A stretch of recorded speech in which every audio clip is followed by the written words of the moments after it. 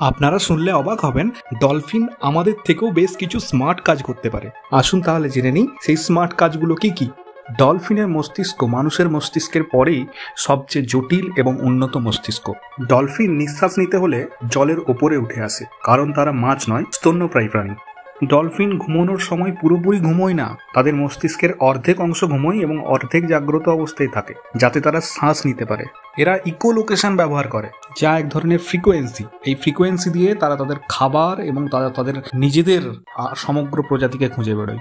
মা ডলফিন সন্তান জন্ম দেওয়ার পর অন্য ডলফিনেরা তাকে সবাই মিলে সাহায্য করে। এদের সামাজিক বন্ধন খুব শক্তিশালী।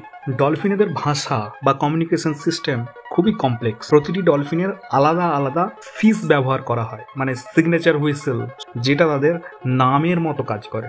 ডলফিন মানুষের প্রতি খুবই বন্ধুসুলভ ও সহানুভূতিশীল ব্যবহার করে। ইতিহাস ঘাঁটলে দেখা যাবে বহুবার তারা মানুষের ডুবে যাওয়া থেকে মানুষকে প্রাণে বাঁচিয়েছে। ভিডিওটি ভালো লাগলে শেয়ার করবেন বন্ধুদের সাথে এবং ফলো করবেন।